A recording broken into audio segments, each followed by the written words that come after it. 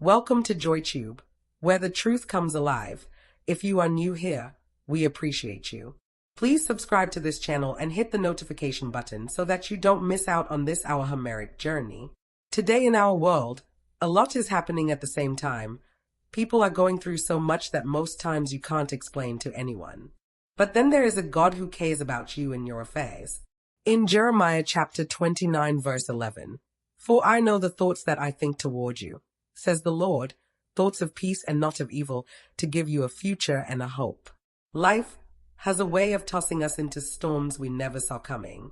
One moment, the sea is calm. The next, everything around us starts to shake. Our jobs, our homes, our peace of mind, even our faith feels like it's taking on water. But there's a story tucked in the pages of the Bible that speaks louder today than ever before. The day Jesus calmed the storm.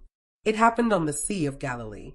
Jesus had just spent a long day teaching the crowds, healing the sick, giving hope to the hopeless. As night fell, he said to his disciples, "Let us go over to the other side." They got into the boat, and Jesus, tired from his work, lay down and fell asleep. But then, out of nowhere, a violent storm broke loose. The waves crashed over the boat, lightning tore the sky apart, and the disciples, seasoned fishermen, were terrified. They shouted, "Master, don't you care that we're perishing?" Do we not ask the same questions today when we are faced with a terrifying, difficult situation in life? We begin to ask, "My God, where are you?" Our faith is shaken, and we feel hopeless after trying our best to solve the problem and failed. That's the same situation the disciples are faced here, but in their case the Lord was right there in the boat with them, but asleep.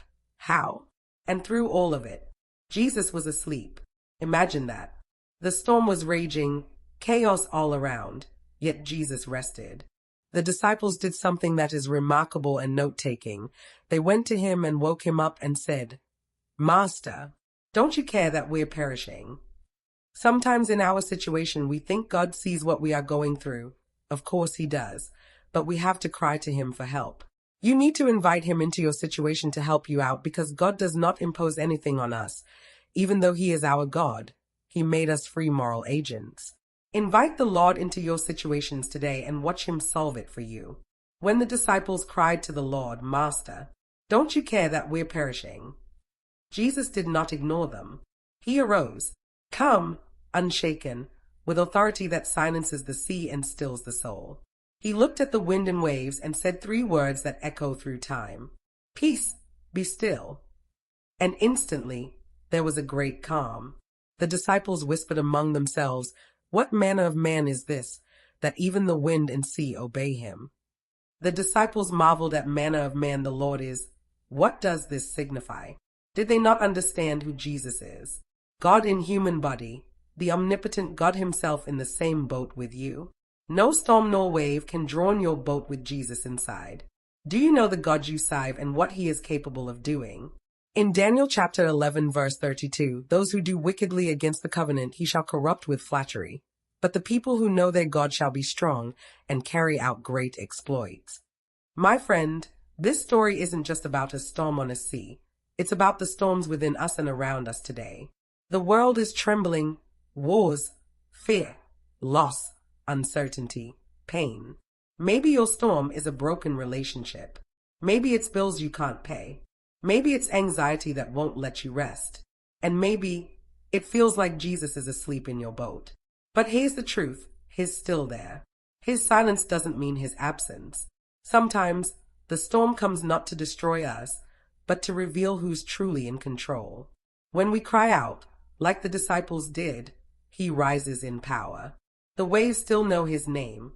So, if your world feels like it's sinking, call on him. Cry out to the one who commands the seas, because the same voice that said peace, be still over the waters of Galilee, can speak peace over your heart, your home, your situation today. You may not stop the storm, but you can invite the master of the storm into your boat. And when he's in your boat, no wave can swallow you. Hold on, have faith, and remember, even when it seems like he's asleep, he's still in control. Peace, be still. If this spoke to your heart, Share it with someone going through their storm.